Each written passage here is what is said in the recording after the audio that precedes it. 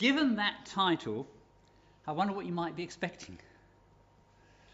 Well, we'll see. It'd be interesting just to think about what you think that title is going to be heralding, and to see how what I'm going to do meets that expectation. Okay, first of all, just a bit of background. Obviously, in this country, we've had a whole group of people who've come to be called now the New Atheists. Anthony Flew, who is one of the old atheists, who has recently become a deist, just in the last few years has come to the position where he admits that there must be some kind of intelligence behind the universe. And he says the difference between the old atheists and the new atheists is that his generation of old atheists were civil and polite people who wanted to debate with Christians.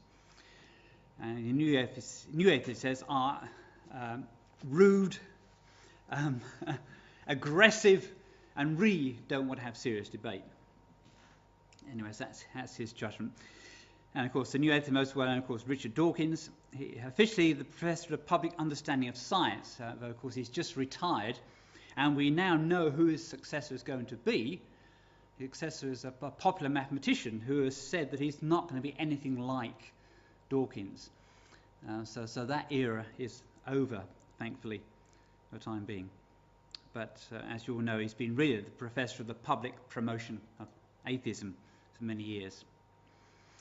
And there he is in his Atheists for Jesus t-shirt, photographed on the Galapagos Islands. And of course his famous book of, not science of course, but theology or anti-theology, I suppose you might call it. Anyway, here's some of the media new atheists. Can anyone tell me who they are, starting from the right-hand side? Yes, it's David Attenborough. The one in the middle. One of Dawkins' colleagues at Oxford. Yes, it's Peter Atkins, physics professor there, and even more aggressive atheist than Dawkins, if that's possible. The one on the far side, not so well known, but appears in the papers quite often, writing articles. He's British, but he's actually in New York at the moment. So he's not quite so well known, but it's a guy called Nicholas Humphrey, psychology professor.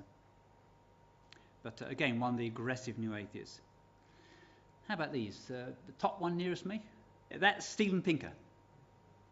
Writes a lot on language issues. The one next to him at the top? Yes, that's Steve Jones from London University. Again, writes a great deal in the papers and appears on the media. The one at the bottom nearest me? Again, fairly well known. From London again. That's Lewis Volpert, biologist. Again, quite aggressive. The one at the bottom is an American philosopher. Yeah, it's Daniel Dennett. Yeah. There are plenty more. I mean, if you take those who've written well-known books, then here's actually a graduate student, Sam Harris. Wrote Letter to a Christian Nation most recently, and then a book called The End of Faith before that. Again, it's interesting. Some of you probably have followed the Michael Rice affair, the education director of the Royal Society, who was effectively sacked because he was a lecture he gave in Liverpool just a month ago was interpreted as him saying that creationists ought to be tolerated. He wasn't saying that, but in the mere suggestion, the mere interpretation was enough for him to lose his job. And I lost what I was going to say there, but yes. One of the fellows of the Royal Society, one of the other prominent atheists in this country, a guy called Harry Kroto, chemistry Nobel Prize winner. He said that all Christian and church schools ought to give Sam Harris's book to read to give them a proper education. And then another one called Christopher Hitchens, again, well-known media person, and his book, God is Not Great, deliberately targeted Muslims, of course, as well as Christians. So plenty of them. Anyway, change the topic. Who's this? It's the comedian, Paul Merton. And I put him up because just very recently, in fact, might still be going for all I know, He's had a series on the television, Paul Merton in India. And fascinatingly, the very first episode here, he went to a temple in India where they worship rats. And that's my question. Who's afraid of rat worshippers? And it's quite fascinating because he was absolutely blown away by this. Let me show you it. There's the temple. It's quite a small temple, the Kali Mata temple in Rajasthan. And that's this solid silver door of the temple and shows the particular goddess, and her servants are rats that support this goddess. And in the temple they keep thousands of rats, and there they are being fed on buffalo milk. Quite amazing. And so Paul Merton was just absolutely blown away by this. And the devotees of this goddess in the temple will, take milk from that same dish that the rats are feeding from to drink. And saying how, it's especially invigorating, this milk that the rats have been drinking. And they offered it to Paul Merton. And he wisely, I think, declined. Probably saved himself from having a sick tummy for many weeks. But he obviously didn't know how to respond to this. Clearly, here was a religious faith. There was nothing hidden or secret about it. This was some kind of religion in action. But obviously, they're not, relatively speaking, many believers in this particular religion. And it's clearly no threat, to anyone in the Western world. These people are not going to go out and plant bombs or anything like that. And so how should he respond to this? And on the programme he says, well, everyone's entitled to their religion. It's obviously true for them. That was his response.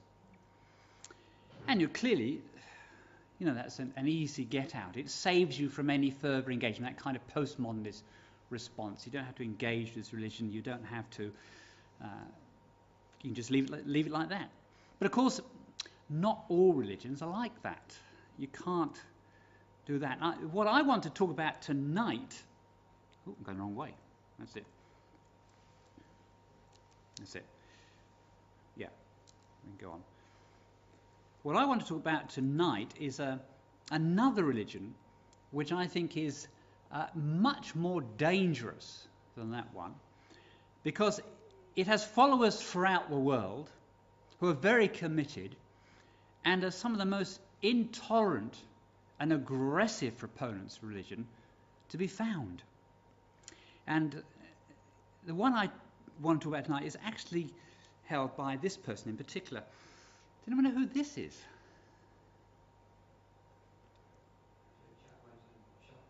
It's a guy called Eric Harris. Yeah, this is one of the Columbine killers from the United States in, I think it was April 1999. Who went into a college with his friend and killed, I think it was 12 students. We'll come back to it later.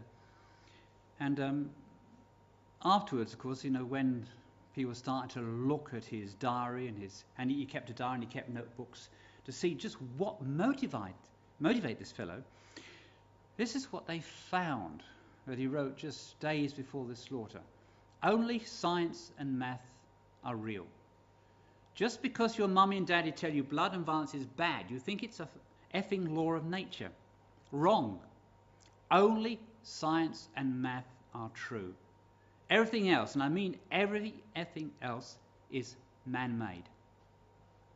He believed that and took it to its logical conclusion. But who is to say he shouldn't do anything?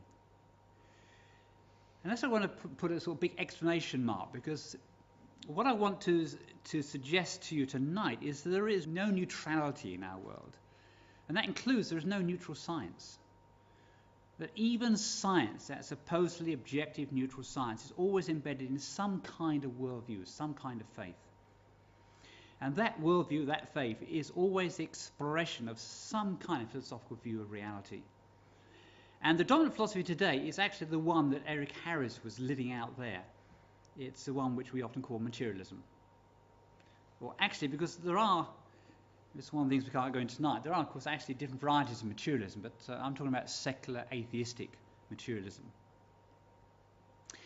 And that's where I just need to digress for a moment. Just ask that question, what is atheism? Because you've got Dawkins, Hitchens, and all the others that we just glanced at before, all saying that they are atheists. Because atheism, in fact, is rather like being a vegetarian. That is, all it actually tells you is what they don't believe. To be a vegetarian tells you that people don't eat meat. But that still leaves open quite a range of different kinds of diet that they might have. So you always have to ask the question, well, what kind of vegetarian are you? Can we give you eggs? Can we give you milk? Can we, whatever? And you have to find out what kind of vegetarian the person actually is. Look, atheism is rather like that. Someone claims they're an atheist, all that tells you is they don't believe in a God. But then the question you have to ask, that's a negative. What do they believe? What is their actual commitment? And that's, where all those atheists we're talking about shouldn't really be called atheists, because that doesn't tell you anything. What they all are, of course, is materialists. And what that means, just to spell it out, that they believe that physical nature is all there is. But there's nothing else beyond that. But there's no immaterial realm beyond physical detection. In other words, no spirit, soul, angels, God, or anything else like that. And also that there is no intelligence, design, or purpose behind or work in the universe. Those are all things that have evolved and come into being perhaps only with humankind.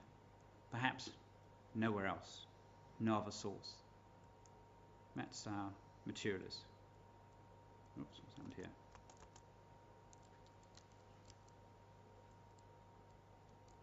Oh. Right. Okay. Now this materialism claims the objectivity of modern science. That's one of the problems with it. That although it is actually, as we shall see, very definitely a kind of religious commitment, yet of course it doesn't present itself like that. It presents itself with all the objectivity of modern science. And it projects an image of neutrality and often of sweet liberalism, of tolerance. But by hiding its religious commitment, what I want to suggest, it becomes very persuasive and very seductive, and also, therefore, very dangerous. So the questions I'm going to be looking at tonight as we carry on through is there actually nothing credulous about secular materialism? And is it in fact dangerous? So that's the questions. Because secular materialism usually avoids completely being interrogated. And one of the things I'm sure many of you, as me, that has been so infuriating by these endless series that Richard Dawkins does on the television, whether it's religion, the root of all evil, or some of the others that he's done, is that every other position is subject to criticism, but at no point in any of the programs does he allow anyone to raise critical questions about secular materialism itself, about his atheistic position. Even though, as we know in some of his programs, he did actually engage with people who could give him a run for his money. For example, the question was often asked, why in those programs called the root of all religion, the root of all evil, did he only engage with cranks and extreme figures representing the religions? Why didn't he engage with, someone like Alistair McGrath from Oxford, or Keith Ward from Oxford? Really competent Christian scholars who could have really given him a run for his money. And you know what the answer is? He did. But all that was left on the cutting room floor. It was never included in the broadcast. So that's what we're up against. So tonight I want to take the opportunity to ask some of those critical questions that are usually evaded. But first of all, just to say, you don't have to look very hard to find the way in which that materialism is a faith at work. Just take a few examples. Who's this?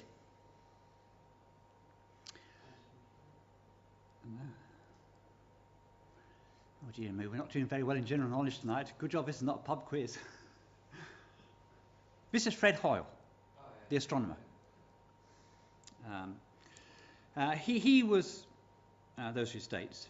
He was one with two other scientists who put forward the steady state theory in astronomy and cosmology. In fact, I think it was 1948.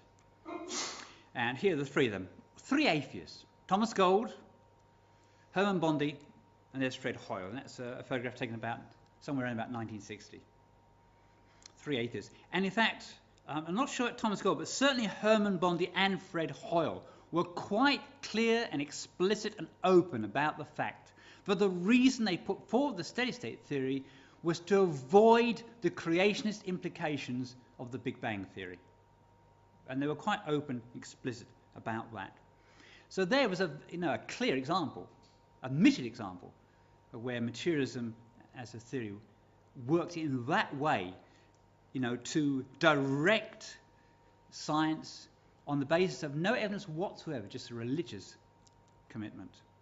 But incidentally, before we leave Fred Hoyle, we should say that times change. And in the 1960s, when he was researching the way in which elements build up in the universe, he became totally amazed by the incredible fine-tuning that he was finding in chemistry and physics. And so, though if he never became a theist or Christian, he'd still nevertheless changed his mind to the position that there must be an intelligence at work. Everything is too finely tuned. And so he wrote in 1982, "A common sense interpretation of the facts suggests that a super intellect has monkeyed with physics as well as with chemistry and biology, and there are no blind forces worth speaking about in nature." And of course, much more recently, we've had another atheist philosopher,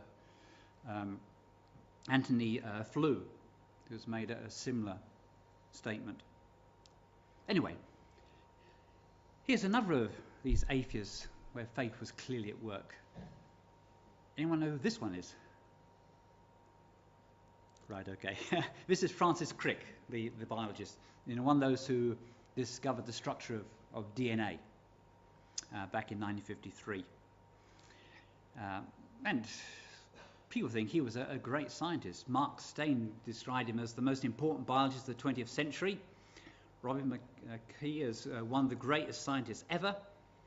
And Matt Ridley that he must eventually be bracketed with Galileo, Darwin and Einstein. So someone reckoned to be one of the greatest scientists. And he wrote statements like this in one of his last books.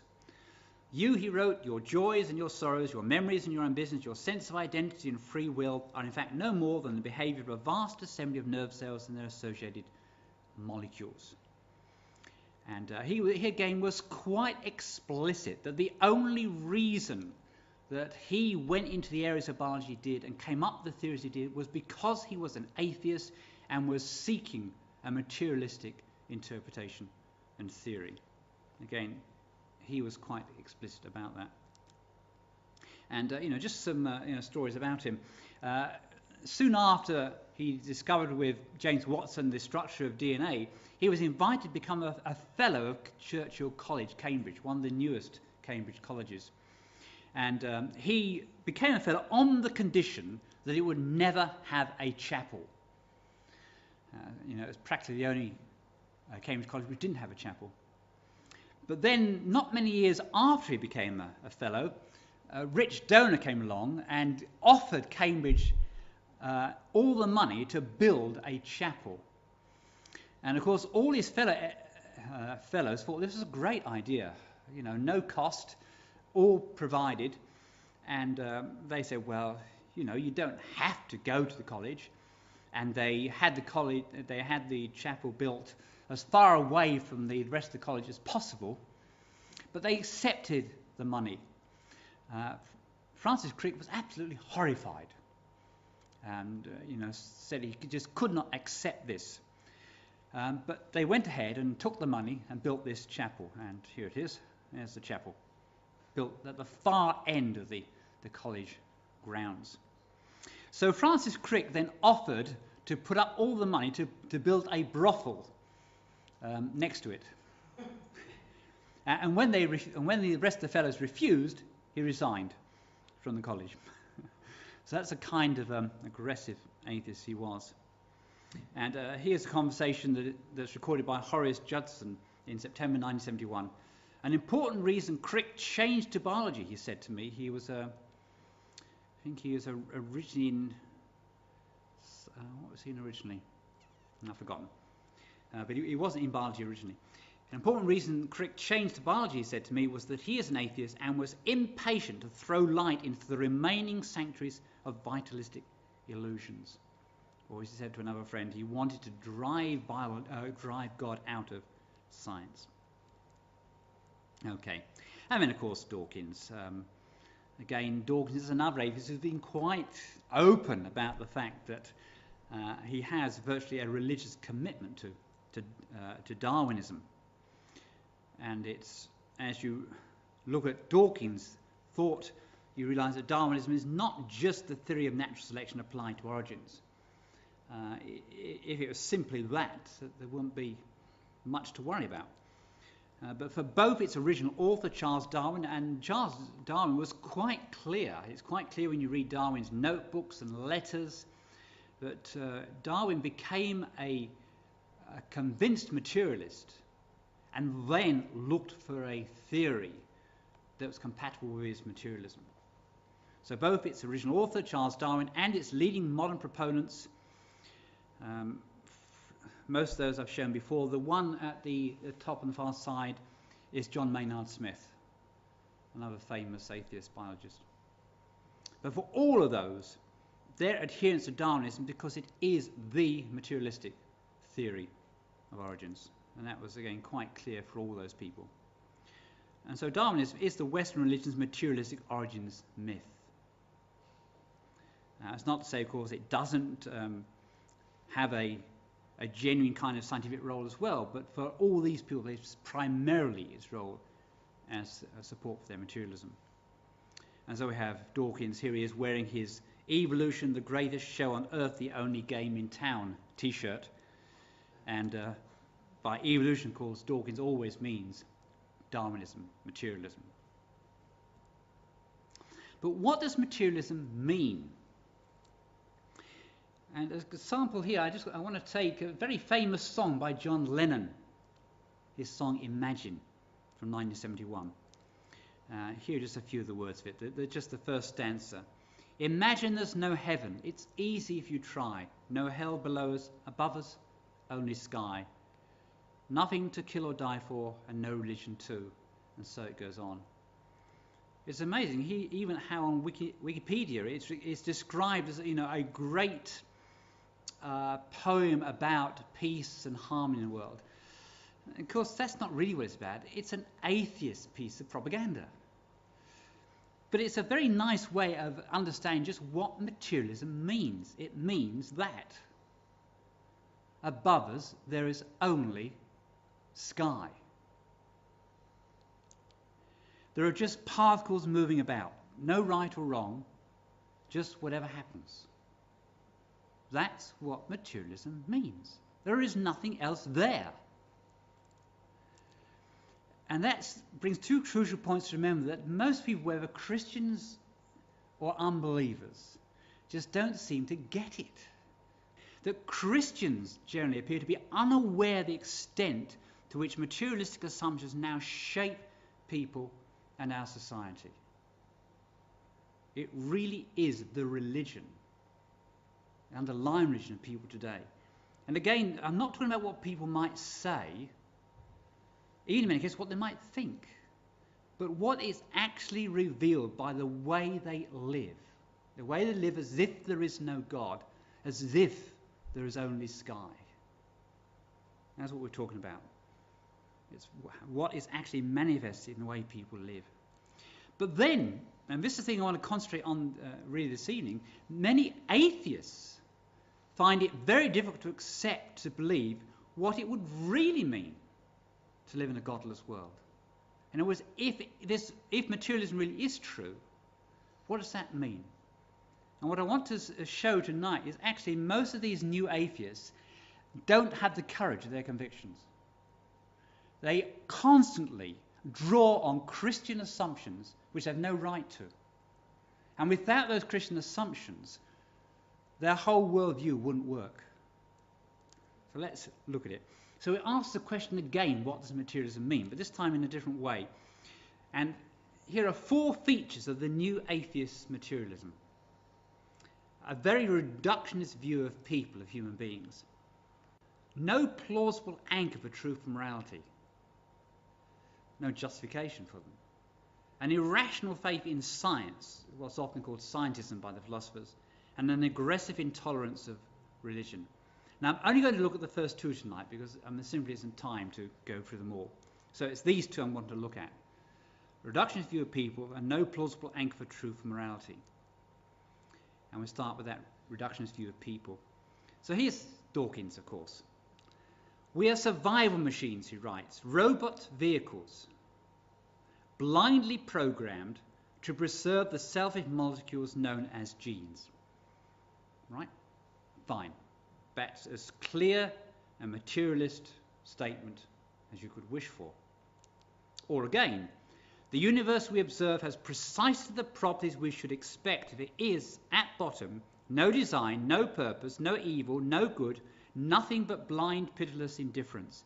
DNA neither knows nor cares. DNA just is, and we dance to its music. Yeah, no problem. That's a perfectly consistent statement of his materialist position. Fine. Above us, there's only sky. You know, he's spelled out in a bit more detail and a bit more interestingly, but that's essentially what he said. Above us, there's only sky. And, you know, go back to that same from Francis Crick. You, your joys and your sorrows, your memories, your ambitions, your sense of identity, your free will are in fact no more than the behaviour of a vast assembly of nerve cells and associated molecules, and that's all they are. Perfectly straightforward materialist statement. Or Steven Pinker. Neuroscience has shown us that our intelligence and emotions consist of the intricate patterns of activity in the trillions of connections in our brain, and that's all they are. Following Pinker's statement, this is a letter that appeared in Time. I'm not sure I'll ever have the same degree of self-respect now that I know I'm just an illusion created by 100 billion jabbering neurons. Okay, but, you know, it's a fair comment. Given that materialist position, that's the truth of the matter. Some scientists go even further. This is Dr. Eric Pianka. He was the 2006 Distinguished Texas Scientist. You know, every year the state of Texas recognizes one of its scientists as the Distinguished Scientist of the Year. And at his acceptance speech, he made this statement: we're no better than bacteria. Again, if materialism is true, then it's difficult to argue that we are. What right have we to life more than bacteria or anything else? If you sort of spell out his argument in more detail, it goes something like this. All organisms begin as cells. Cells are only complex chemistry. All chemical complexes are equal, ontologically anyway. So why should any particular chemical complex, human, be given any particular status greater than that of another chemical complex, cat or bacteria?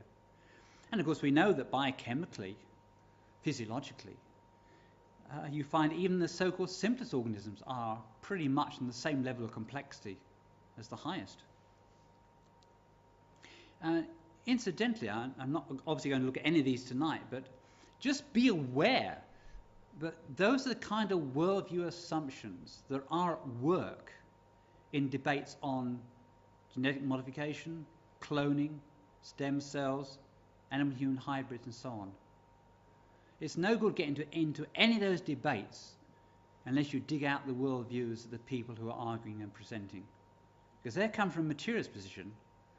They're also going to be coming from a very different position than, say, a Christian. And if you don't deal with those worldview issues, the debate will go nowhere. But go back to Eric Pianka. What was he getting at by saying we're no better than bacteria? Well, he was arguing that there were far too many people, that we were having a terrible damaging effect on all other species. But again, one has to immediately ask the question, why should that be a problem? on the materialist assumption, materialists will say that perhaps 99.999% of all organisms that have ever been have gone extinct. So why should that be a problem? But anyway, leave that aside for the moment. He believes that the human population needs to be reduced by at least 90%. War and famine are far too slow, he reckons. An Ebola plague, that's the flesh-dissolving virus infection, would probably be ideal.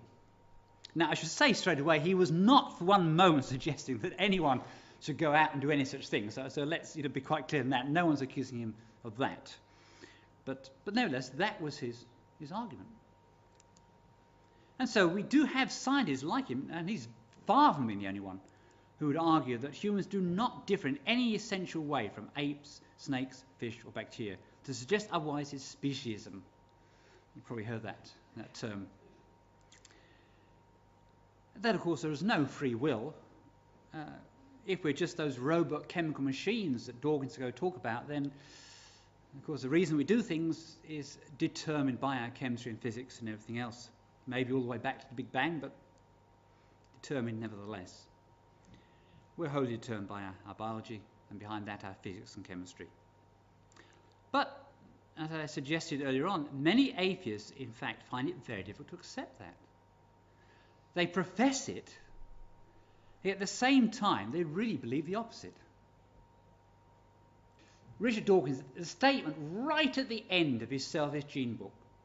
This is taken from the second edition, but I think it's in the first edition as well. We are built as gene machines and cultured as meme machines. Memes is this idea that cultural artifacts, ideas, theories, language, whatever, are passed on just like genes and are subject to natural selection in the same kind of way. So we're built as gene machines and cultured as meme machines. We're completely determined by that biology, that cultural influence. Right? Good materialist. And then suddenly, Dawkins says, but we have the power to turn against our creators. We alone on earth can rebel against the tyranny of the selfish replicators. And you ask the question, Dawkins, you still believe in the tooth fairy? Where on earth did that come from? Either materialism is true or it isn't. We're either determined by chemistry, our physics, our biology, or we're not. You can't have it both ways. And Dawkins nowhere, and he's been challenged on this repeatedly, but has never given a response, and immediately, as soon as he's back on a program where he has control, never allows it to be raised as to how a gene machine can rebel. And even if it could, how would it know it was? And if you want to actually read a secularist who really takes Dawkins to task for this, then read John Gray. He's a professor at London School of Economics. He's not a Christian, not a theist. He's a secularist of some sort. And yet he's quite open about exposing just what the weakness is of materialism. And his book, Straw Dogs, strange title, Thoughts on Humans and Other Animals, but it's a wonderful expose of secularism and materialism. But it's quite open, and it's frustrating, because you get right to the end of the book and you wonder, well, how's he going to get out of this? And he doesn't. The book just finishes. Okay, no plausible anchor for truth and morality. Again, that quote from Dawkins, I won't read it again, it's the one we put up before. We dance to the tune of DNA. Above us, only sky. And of course, there have been various atheists down through history who have been aware that there's a real problem here. Here's Darwin himself. In 1881, just shortly before he died, with me, he wrote in a letter, I think it's to William Graham, with me the horrid doubt always arises whether the convictions of man's mind, which has been developed from the mind of the lower animals, are of any value or at all trustworthy. Would anyone trust in the convictions of a monkey's mind, if there are any convictions in such a mind? Which is the true view of the world? The way humans see it, or apes see it, or pigeons see it, or tortoises see it, or a dinosaur might have seen it? And how are materialistic assumptions can you possibly know? J.B.S. Haldane,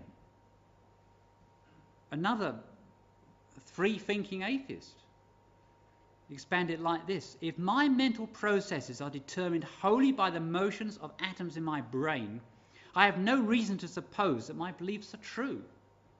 They may be sound chemically, but that does not make them sound logically.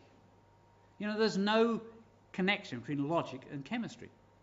And hence, I have no reason for supposing my brain to be composed of atoms. Now, here's where I want to just pause to ask that question. What are our children learning in school? I mean, in education, we often talk about what we call the hidden curriculum. The explicit curriculum is what's actually written in the syllabus or in the textbooks. But there's also the hidden curriculum. And that simply means, what is it that's implicit in the way they're being taught, in what they're being taught? What's the worldview there? Because children will infallibly pick up that worldview, even though it's never explicitly mentioned. And the problem in most of our education today is that materialistic assumptions run right the way through school syllabi. Even Christian teachers, as I've discovered time and time again, are teaching those assumptions without realizing they're there.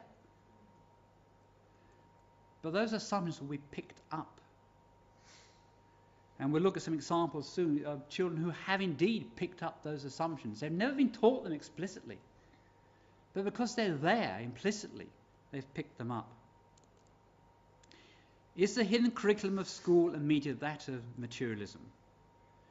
And therefore, will children conclude that truth and morality are just opinions that teachers and other authority figures tell them they ought to accept? But clearly, on the basis of that implicit materialism, are just opinions. Opinions that have changed in their own history in recent years. And therefore opinions they can choose to accept or reject, and no one to say otherwise. Does it matter? Let's look at some quick examples. Who likes Fawlty Towers? Oh, I'm glad of that. I was absolutely horrified, a year or so ago, when they had that program looking at the 50 best comedy programs and choosing which is the greatest comedy of all time. And I would certainly say it was Fawlty Towers. There were only 12 episodes, but I think they're just unsurpassed. But it was, Only Fools and Horses, wasn't it, that won that competition? I think Fawlty Towers was third. Travesty, but never mind. But there's one particular episode of that I want to look at. It's the one where Basil Fawlty, John Cleese, takes his car out and the car breaks down. And you remember that episode? I mean, there it is. The car breaks down, and you remember how it goes.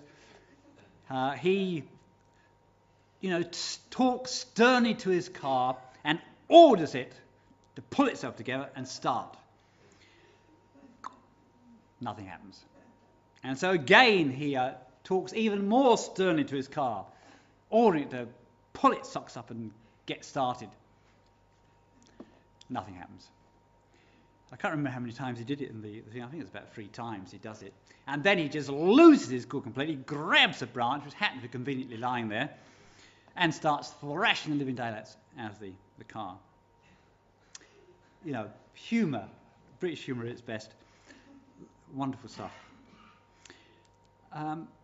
Yet Richard Dawkins wrote an article based on that episode. It was in 2006 where one of the people who published a lot of the atheist books had put forward the idea. He asked what he regards as, I think it was 100 of the top intellectuals in the world, including Dawkins, what would be their most dangerous idea. And this was Dawkins' answer. And this meant to be serious. And Dawkins meant it seriously. Let's all stop beating Basil's car, he wrote. And here's an extended quote from that article. Why do we not react? We laugh at Basil beating his car. Why do we not react in the same way to a defective man? Isn't the murderer or the rapist just a machine with a defective component? He's been a real materialist here. He's following it through. Or a defective upbringing, or defective education, or defective genes, why is it that we humans find it almost impossible to accept such conclusions? Because that's the point I'm making. These atheists, at the end of the day, do not accept their own materialist assumptions. But Dawkins is actually spelling it out here. Why do we vent such visceral hatred on child murderers or on thuggish vandals when we should simply regard them as faulty units that need fixing or replacing? But that's materialist. That's a materialist position. And Dawkins meant it quite seriously. He's come back to it a few times since. That's the implication. Materialism declares that only physical nature exists, and so it is not possible to speak about purpose, goodness and wickedness. Evil is an illusion.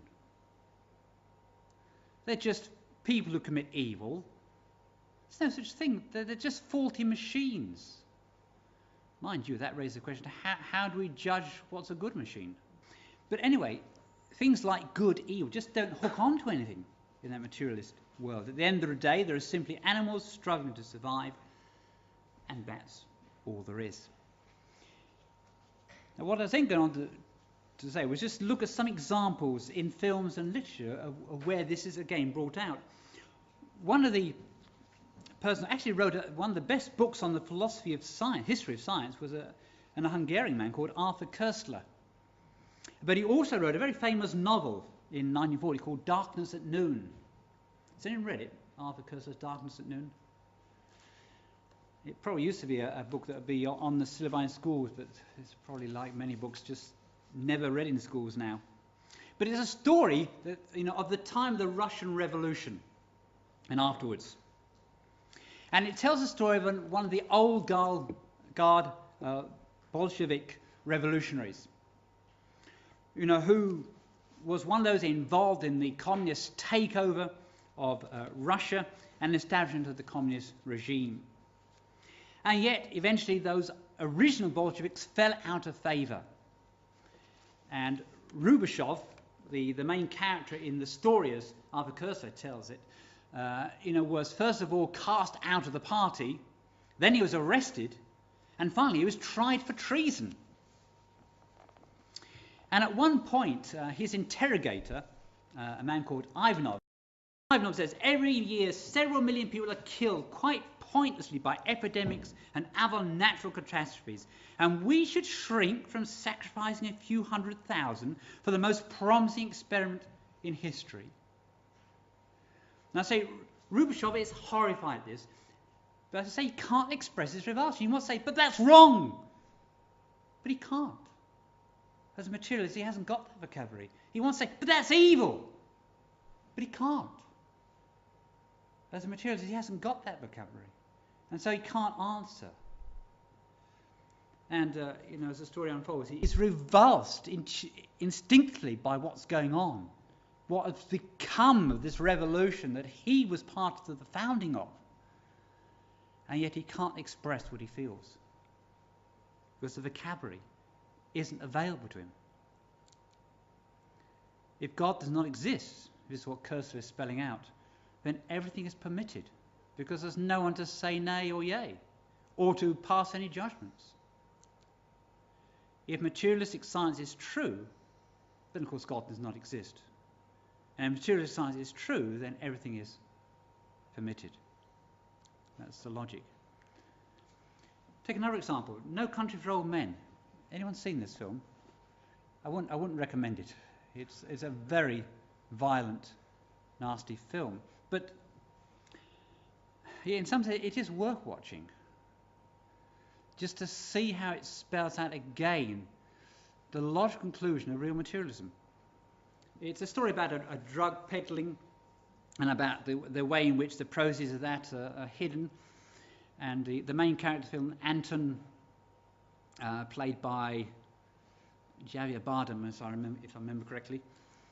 There he is. That's Anton on the right there in the name of the film, who's a mass murderer and is after the proceeds from drug trafficking, which he eventually tracks down and just kills anyone who gets in his way, including the husband of Carla, who's shown there on the left. And when he killed her husband, who had got in his way and was going to prevent him, get him arrested, he promised her husband before he killed him that he would go and find his wife and kill her too. And we get to the point near the end of the film where he actually tracks down the man's wife. And this is a conversation that then ensues. Carla, you don't have to do this. He's about to shoot her.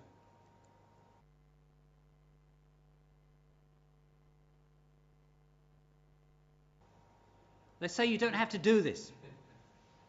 Carla, you don't. Okay. He flips a coin. In fact, if you've seen the film, you know that that's what he always does. If he's not sure what to do, he just flips a coin and decides that way. Anton, this is the best I can do. Call it. I knowed you was crazy when I saw you sitting there. I knowed exactly what was in store for me. Call it. No, I ain't going to call it. Call it. The coin don't have no say, it's just you. Well, I got here the same way the coin did. It's all chance, isn't it, in the end? Staggering. But that's materialism.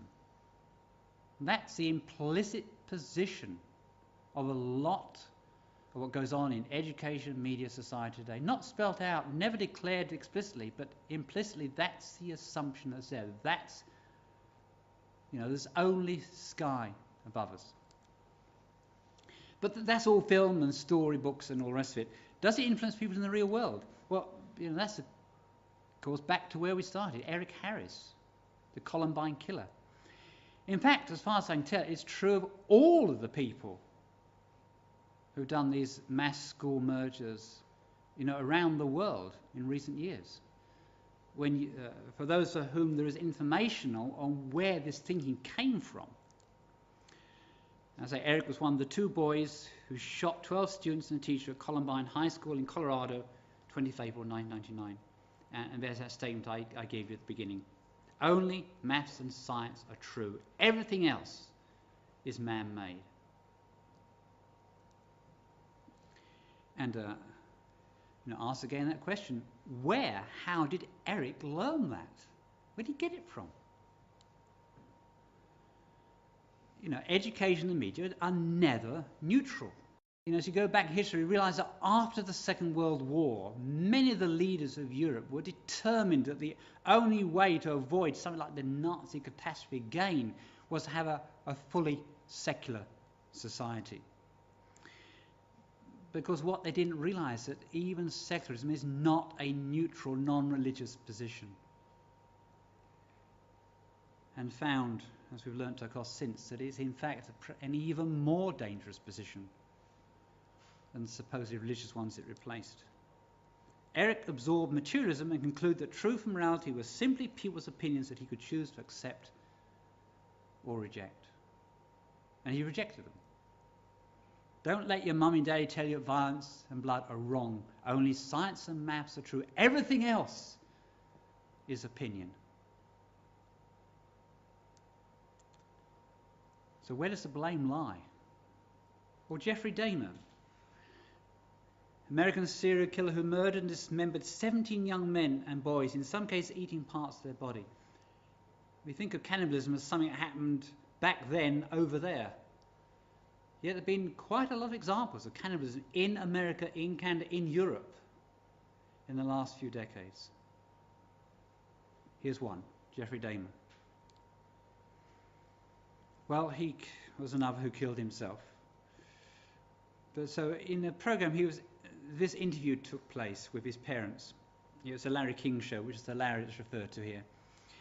This is what his father said. He felt that he was up from the slime, as he put it. Molecules to me was to Larry type of thing, evolution. That there was nothing, no direction by God, no one to be accountable to, no one to answer to at all. Above us, only sky. And then, just a minute, more recently still, there was the German cannibal. I'm not quite sure how you pronounce his name, so I won't attempt it, but Armin, who advertised on the internet for someone to eat. Unbelievable. And someone volunteered and was killed and partly eaten. Staggering.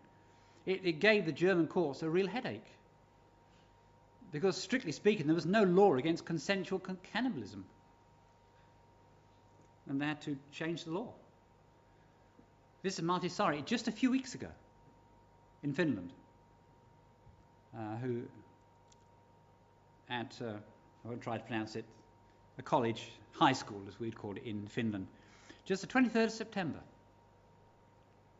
just over a month ago, killed 10 students. And it was clearly a copycat killing of one which happened less than a year before from this man, Pekka Erik Ovinen, only 18,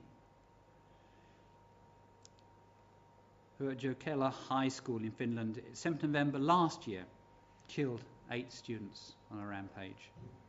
And Martti Saari this year was clearly copying it almost to a T. I haven't yet seen on the internet if I've discovered anything about Martti Saari, but Pekka Erik Ovinen had websites and journals and all sorts, so there's plenty of information available there. And here's the kind of things he was writing shortly before that massacre.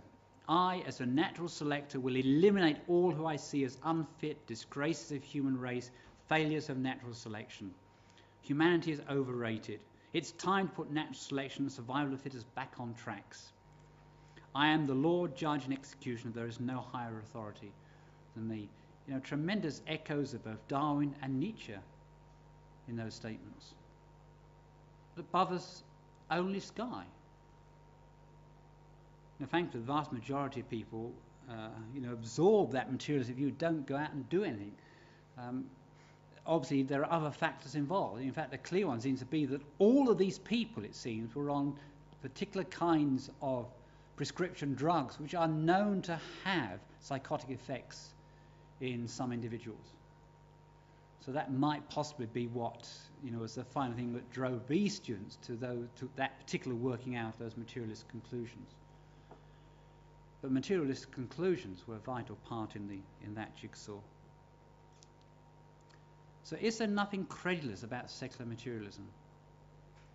You might wonder how that goes back to that question asked at the beginning, because my title actually was, of course, is atheism compatible with science? And really all I've been looking at is the fact that science is something that is carried out by free, rational people. People who are free to follow the logic of an argument to a conclusion. No one has ever yet been able to demonstrate how a chemical machine can possibly do that. So I suggest no, science is not compatible with atheism, because science requires scientists. Scientists are individuals with free will, able to follow moral principles, able to communicate, etc. And that materialistic framework just has no place for that kind of individual.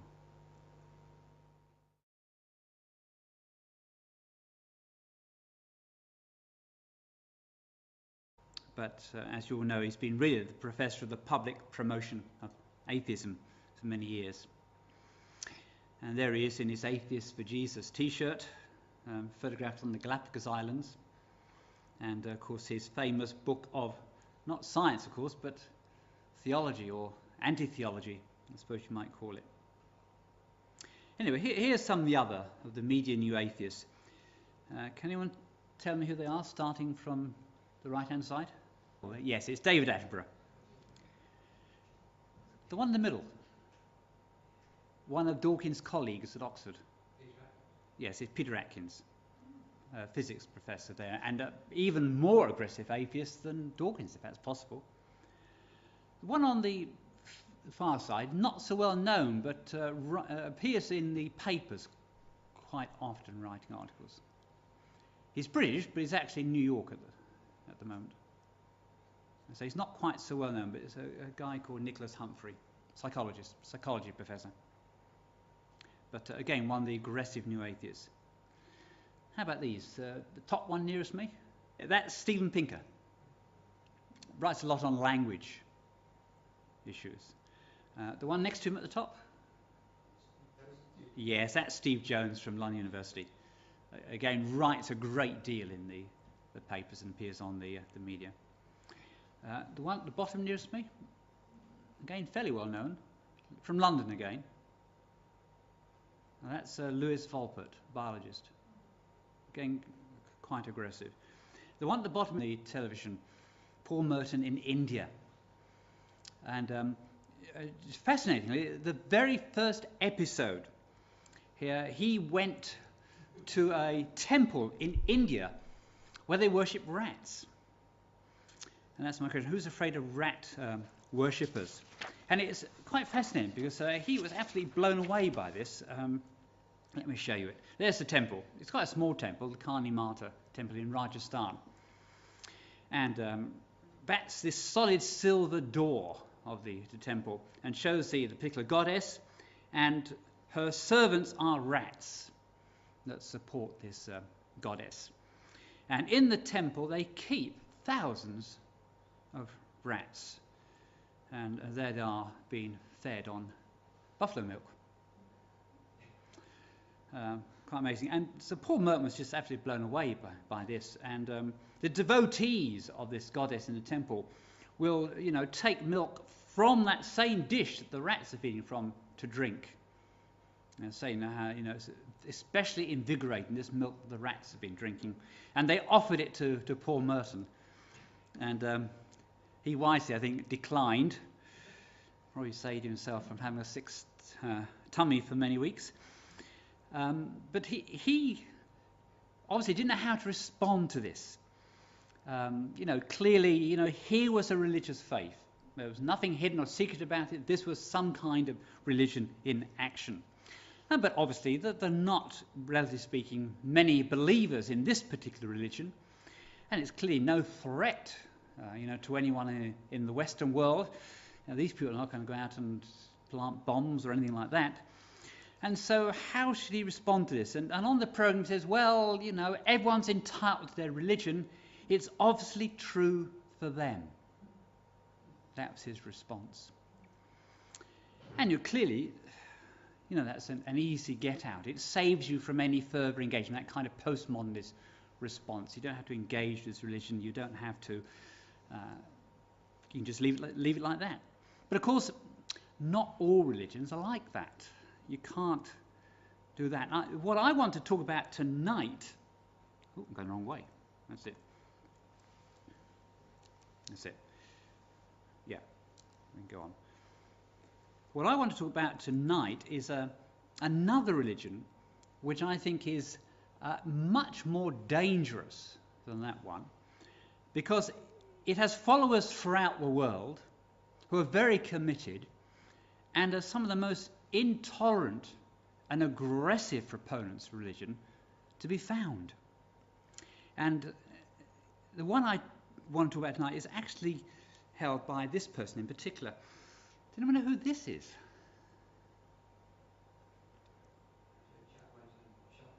It's a guy called Eric Harris. Yeah, this is one of the Columbine killers from the United States in, I think it was April 1999, who went into a college with his friend and killed, I think it's 12 students. We'll come back to it. It's an American philosopher. Yeah, it's Daniel Dennett. Yeah. There are plenty more. I mean, if you take those who've written well-known books, then here's actually a graduate student, Sam Harris. Wrote a letter to a Christian nation most recently, and then a book called The End of Faith before that. Again, it's interesting. Some of you probably have followed the Michael Rice affair, the education director of the Royal Society, who was effectively sacked because he was a lecture he gave in Liverpool just a month ago was interpreted as him saying that creationists ought to be tolerated. He wasn't saying that, but in the mere suggestion, the mere interpretation was enough for him to lose his job. And I lost what I was going to say there, but yes. One of the Fellows of the Royal Society, one of the other prominent atheists in this country, a guy called Harry Kroto, chemistry Nobel Prize winner. He said that all Christian and church schools ought to give Sam Harris's book to read, to give them a proper education. And then another one called Christopher Hitchens, again, well-known media person, and his book, God is Not Great, deliberately targeted Muslims, of course, as well as Christians. So plenty of them. Anyway, change the topic. Who's this? It's the comedian, Paul Merton. And I put him up because just very recently, in fact, might still be going for all I know, he's had a series on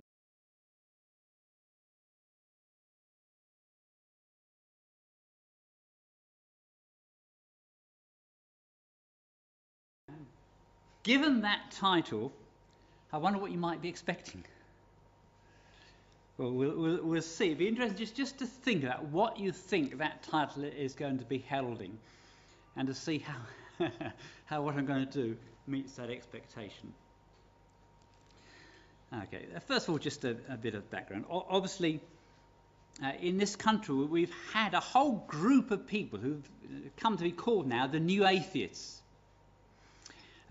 Anthony Flew, who is one of the old atheists, who has recently become a deist, just in the last few years has come to the position where he admits that there must be some kind of intelligence behind the universe. And he says the difference between the old atheists and the new atheists is that his generation of old atheists were civil and polite people who wanted to debate with Christians. And the new atheist says are rude, aggressive, and really don't want to have serious debate. Anyways, that's his judgment.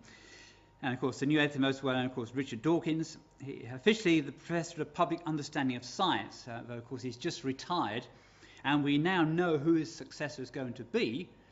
The successor is a popular mathematician who has said that he's not going to be anything like Dawkins. So that era is over, thankfully, for the time being.